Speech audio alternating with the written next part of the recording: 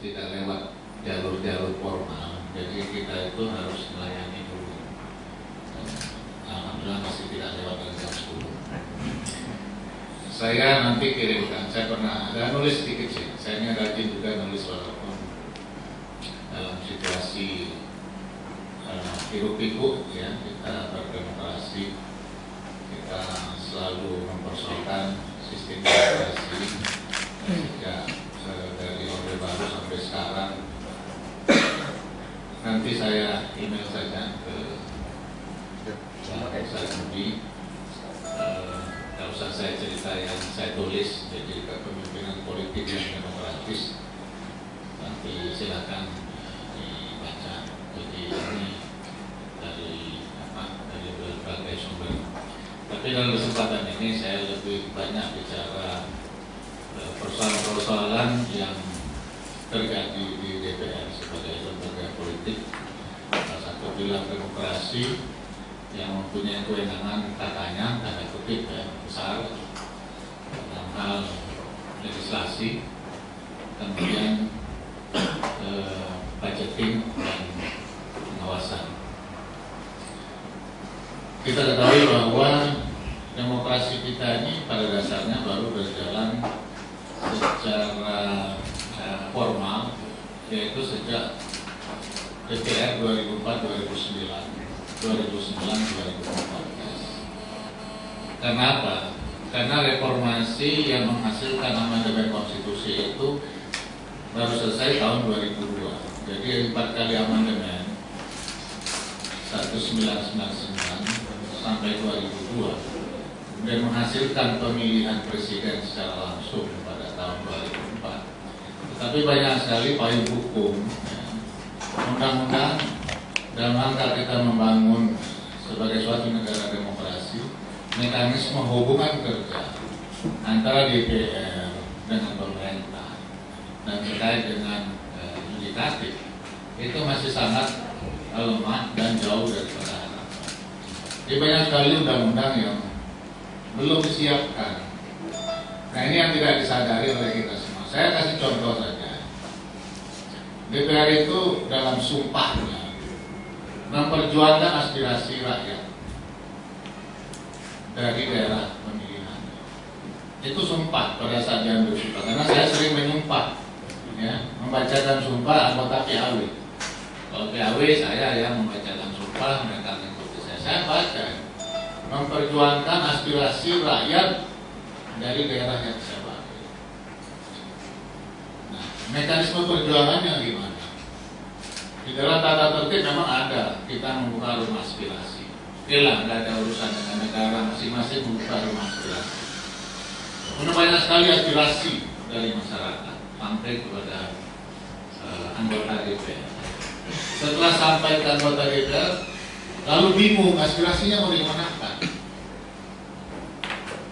Bingung kan? Tidak ada payung hukum yang mengatur mekanisme penyampaian aspirasi kepada pemerintah yang memegang otoritas eksekutif, yang memegang otoritas untuk melaksanakan pengaduan daripada masyarakat. Nah ini yang tidak dipahami banyak orang. Akhirnya menganggap ya, anggota dewan itu nggak ada gunanya kita sampaikan. Ya karena bingung mau disampaikan kemana. Saya sendiri menerima aspirasi. Ya, manakala saya ke daerah, setelah saya terima mau kemanakan.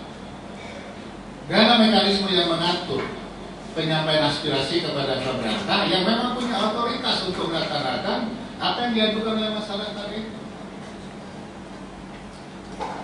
Kalau sebagai ketua DPR, oh bisa, pasti bisa. Eksekutif pasti mendengar. Tapi itu pun saya hati-hati. Contoh misalnya, saya pernah berikan ceramah kuliah umum di Brawijaya. Saya lihat ada gedung, bukan gedung. Mereka sedang membangun. Selama ini uangnya dari mahasiswa. Mereka mengeluh, kok kita ngambil uang dari mahasiswa terus untuk membangun fasilitas sekolah, padahal kan kewajiban negara untuk menyiapkan. Akhirnya saya pulang telepon Pak Nuh di sana tuh begini. Alhamdulillah Pak Nuhnya dengar. Disiapkanlah gedung lab komputer yang di sana yang baru. Saya pernah ke universitas di Unimah Manado, Universitas Negeri Manado. Itu bangunan, ada bangunan setengah jadi nggak selesai, uangnya nggak turun, hancur kalau nggak diselesaikan. Saya telepon lagi Pak Nuh, itu bangunan itu kalau nggak diselesaikan ya ambruk, jadi bantulah turun. Nah itu ketua DPR dan itu ilegal itu melanggar hukum, itu nggak boleh. Jadi terpaksa ya saya bicarakan dengan Presiden, kami pimpinan bicarakan dengan Presiden pada konsultasi 3 bulan yang lalu. Ini harus dibuat payung hukumnya supaya aspirasi dari masyarakat tidak buntu, masyarakat tidak menjadi marah karena tidak ada ruang untuk menyampaikan. Ini kan berbahaya kalau begini terus, DPR-nya lama-lama terdegradasi terus kepercayaan masyarakat. Pak SBY kebetulan paham karena anaknya sendiri Ibas pada turun ke dapil banyak sekali aspirasi, bingung juga anak presiden. Jadi ini harus dibuatkan. Nah, lalu yang kedua, kewenangan untuk undang-undang berada di DPR bagus ya, sudah ada perubahan daripada konstitusi yang awal yang dulu di pemerintah. Tapi kewenangan ini tidak disertai dengan membangun institusi yang sistem di dalam sistem DPR untuk mendukung pembuatan legislasi. Orang yang sustainable di sana, orang yang memang ahli hukum, ya, ahli membuat legislasi, dia punya database yang lengkap di sana sehingga bisa diharmonisasi secara horizontal, vertikal, bisa lakukan semua. Seluruh undang-undang yang pernah terbit ada di sana, kita nggak punya. Akhirnya apa? Aneh kan kadang-kadang dimnya itu titik koma pun dibicarakan. Akhirnya ya undang-undang itu harus molor. Yang harusnya norma standar pembuatan undang-undang serahkan aja kepada ahli hukumnya. Serahkan kerja kepada memang orang yang pakarnya dalam bidang itu untuk menyiapkan konten undang-undangnya. Di mana peran DPR? Konten politik yang diperjuangkan apa? Tidak lagi maupun dari menimbang mengingat itu enggak lagi. Ini semuanya dikerjakan oleh padahal yang duduk di badan legislasi yang anggota DPR ini bukan semua orang ahli hukum. Ada tamatan SMA, ada yang engineer, ada yang berbagai macam. Gimana mau mampu menyelesaikan undang-undang dalam waktu yang singkat? Akhirnya apa? Kerjaan legislasi itu hanya dikerjakan oleh orang-orang yang ngerti hukumnya. Yang lainnya ya data, absen keluar. Itulah membuat kejenuhan, ya, membuat kemalasan daripada anggota. Kelemahan di dalam sistemnya belum dibangun. Karena kita reformasi demokrasi ini kan baru 2 periode DPR ini. Rakyat tahunnya marah, pengamat tahunnya marah. Kalau hal-hal yang ahli survei itu hanya potret. Saya bicara di luar. Jangan potret terus, saya bilang. Coba jelaskan masalahnya apa. Mari kita cari solusinya bersama-sama. Tidak pernah ada satu lembaga survei pun yang mampu menjelaskan apa persoalan yang ada di DPR. Supaya kita cari solusinya. Yang digambarkan hanya potret. Memotret DPR itu kepercayaan masyarakat rendah. DPR ini, DPR ini, DPR. Tapi tidak dijawab why, kenapa. Padahal yang memberikan penilaian ada yang doktor. Kalau doktor itu harus selalu menjawab kenapa. Dia mencari solusi kenapa aqua ini laku. Biasanya. Itu seorang doktor itu. Menjawab why-nya itu doktor. Yang orang hebat itu hanya potret. DPR jelek, DPR brengsek, DPR ini, DPR. Tapi tidak ditanyakan kenapa DPR ini seperti ini. Ada persoalan-persoalan mekanisme kerja DPR yang masih lemah. Ya. Ada persoalan-persoalan di partai politik yang masih lemah. Partai politik yang tidak mandiri, masalah keuangannya masih menjadi problem dan sebagainya. Tidak pernah orang bicarakan.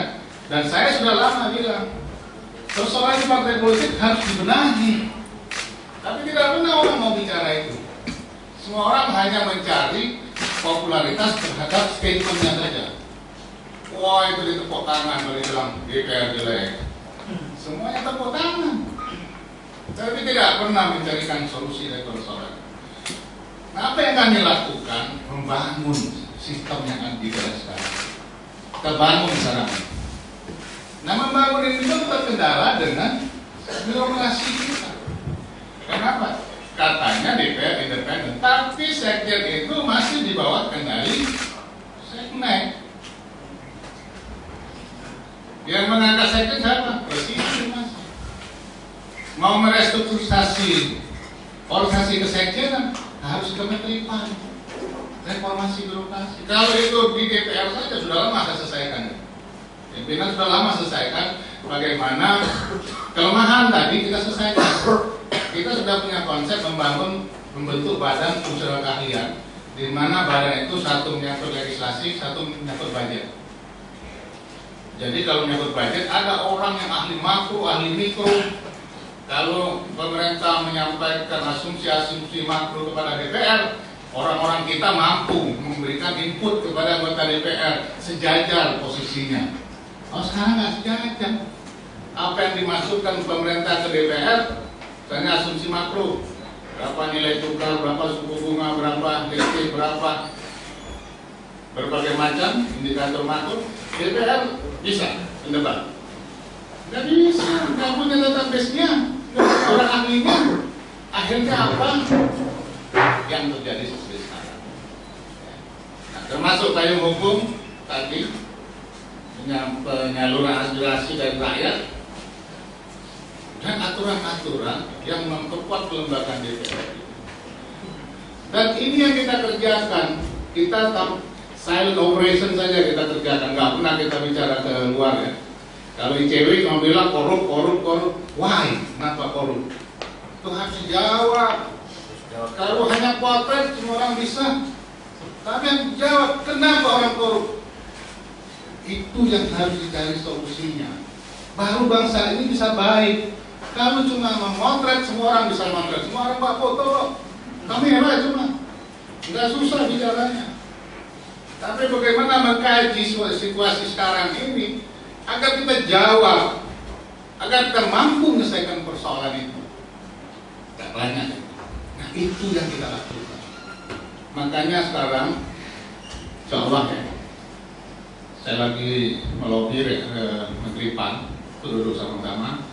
Dari Badan Fungsional Keahlian ini segera selesai. Badan Fungsional Keahlian itu dibuat DPR langsung, tidak di bawah sekjen. Dan nanti di sekjenan bagi tiga, Badan Fungsional Keahlian, sekjen yang administratif, sama pengawasan. Sekarang di sekjen nggak ada pengawasan. Pengawasan tingkat seksi, gimana ngawasi sekjen? Itu organisasi orde baru dan tidak pernah direformasi. Orang kan cuma ikut saja, tapi tidak pernah lihat. Karena saya mengerti manajemen, ya, maka ini kita rubah. Ada namanya pengawasan internal, ada kesekjenan yang mengurusi finance, keuangan, administrasi, ada Badan Fungsional Keahlian. Badan Fungsional Keahlian ini kita bagi dua, ada yang nyangkut budget, ada yang nyangkut legislasi. Nah, artinya apa? Yang nyangkut budget kita isi orang-orang ahli, memang ahli makro, ahli mikro, punya database, perkembangan industri, perkembangan kelautan, perkembangan apa saja kita harus punya di sana. Sehingga manakala bicara dengan pemerintah, enggak kita bicara proyek sana, proyek sini, yang ini yang terjadi. Kenapa orang deal-deal? Karena pintu tadi tertutup, itu salah satu. Aspirasi dari bupati nggak sampai ke pemerintah. Akhirnya hanya sampai kan orang-orang yang berkuasa di Banggar. Nah, ini terjadi deal-deal yang nggak berwarna itu. Ini yang harus kita potong. Carikan ada pintu aspirasi yang sampai kepada pemerintah. Kenapa? Budget itu DPR tidak bisa menyusun. Satu-satunya undang-undang tidak disusun oleh DPR, hanya budget. Yang menyusun pemerintah menyusun budget, serahkan kepada DPR. DPR membahas, menerima atau menolak. Itu saja. Nah, kalau yang diusulkan pemerintah tidak sesuai aspirasi masyarakat, masyarakat percaya dengan DPR. Itu yang terjadi. Nah, ini yang sedang kita bangun ya. Nah, dampak daripada semua ini ini ya semuanya jadi transaksional. Persoalan hukum kan kadang-kadang jadikan alat transaksi. Nah, ini harus tahu, cari sebabnya, akar masalahnya di mana di Republik ini sehingga terjadi hal seperti ini. Kalau potret, ya lagi saya tahu semua orang bisa potret. Saya pun kalau jadi pengamat jadi ciri potret aja, korup sekian persen, sekian publik rendah, itu aja potret terus, popularitas naik, tapi tidak menjadi bagian solusi daripada bangsa ini. Itu yang harusnya kita selesaikan.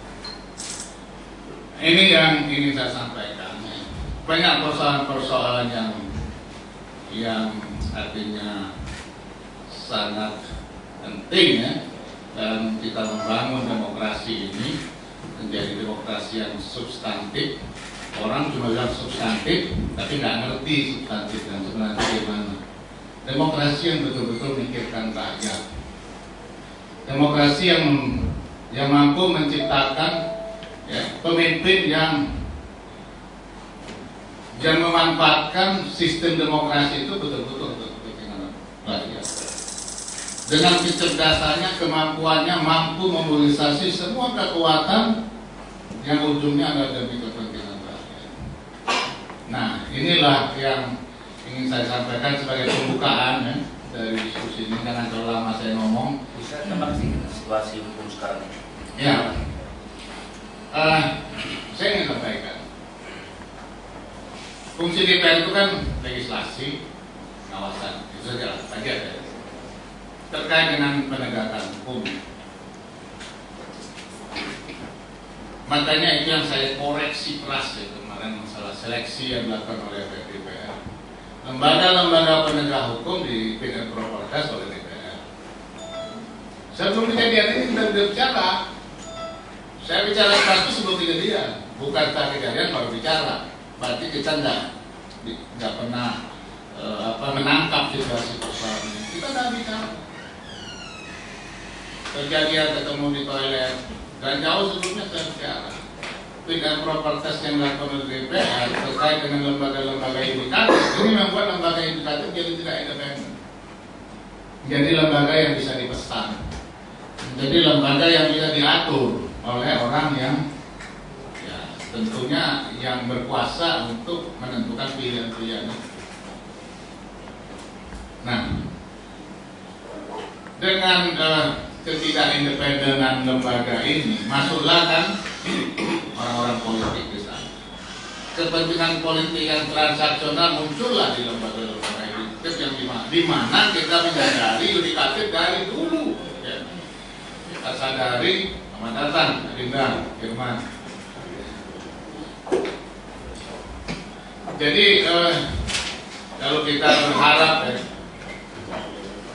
peradilan kita ini mampu menegakkan hukum yang berkeadilan, masih jauh dari harapan itu. Karena masih banyak yang harus dikoreksi.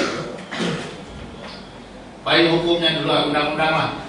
Undang-undang kita itu masih sisa zaman Belanda lah. KUHP kita itu masih copy paste zaman Belanda. Itu kira-kira apa Belanda itu nggak pakai lagi. Itu katanya. Ya.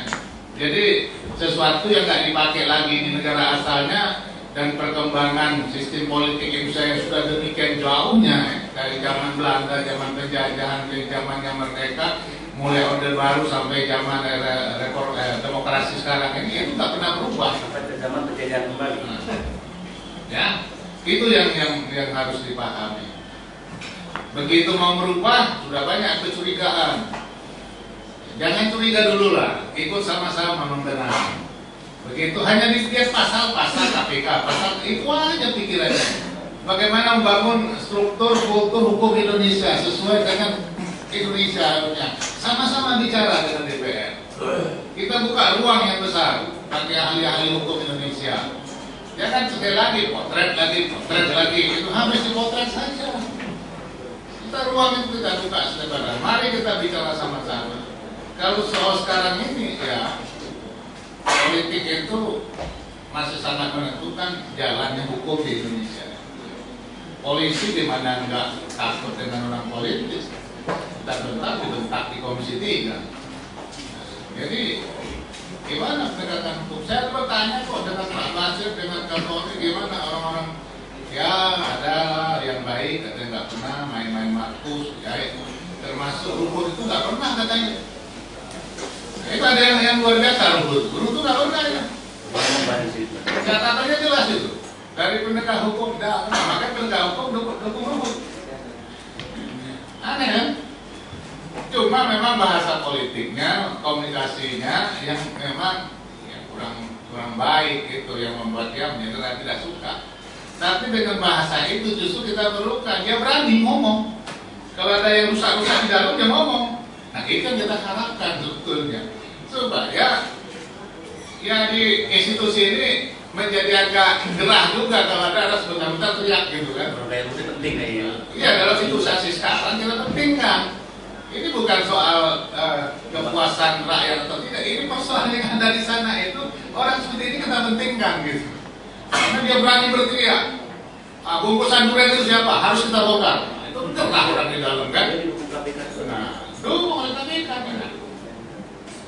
Tapi publik melihat komunikasi yang tampilkan potret tadi itu Komisi 3-nya. Itu juga Komisi 3-nya.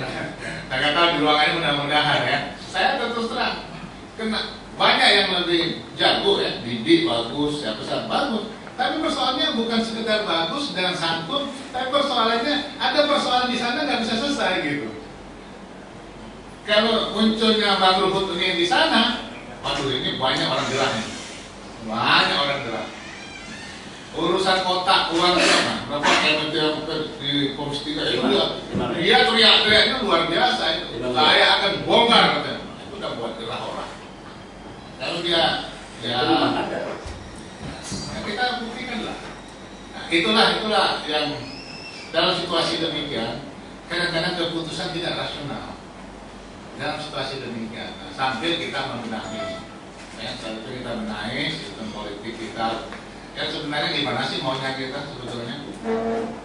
Undang-undang dasar kita maunya gimana sih? Yang sekarang ini katanya NKRI prakteknya seperti background, ya.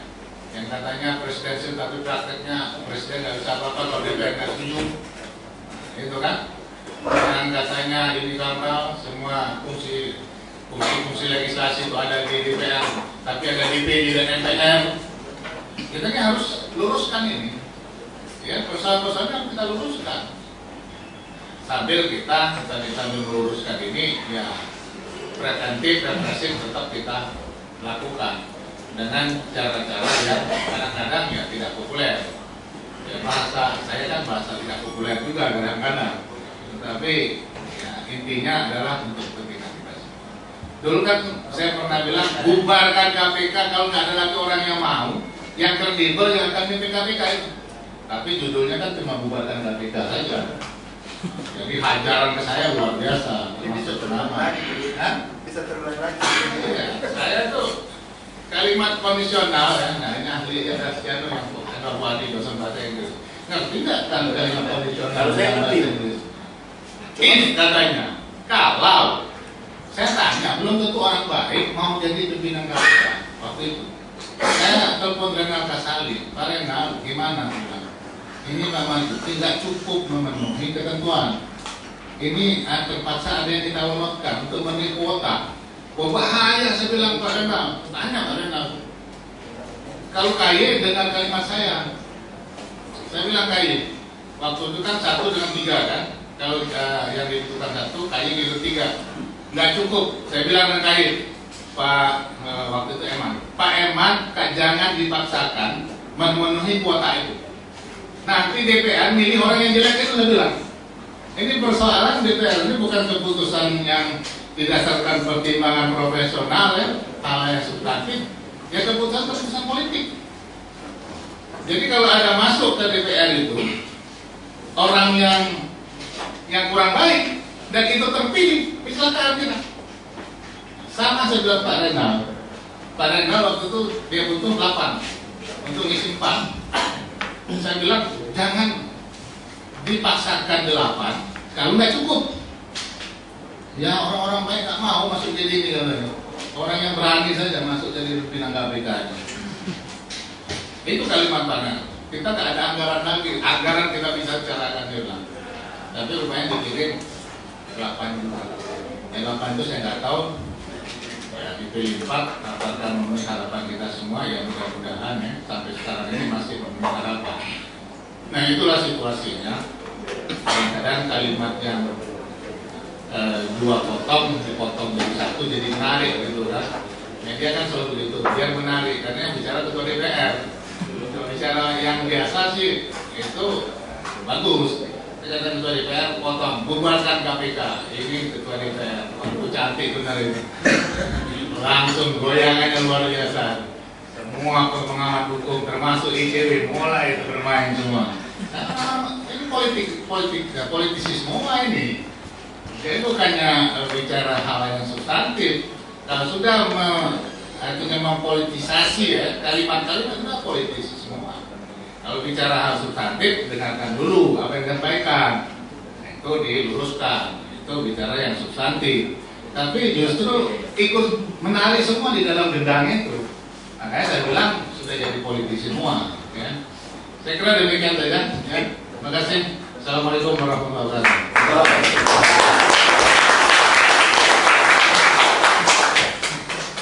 Ini orang Palembang, memang ngomong pas bos.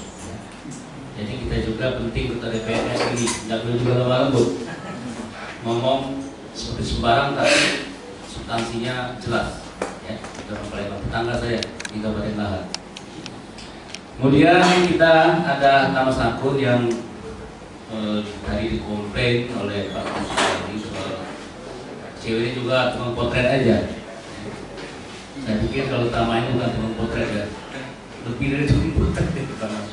Tapi intinya seluruh komponen bangsa ini memperbaiki negeri, juga ICW.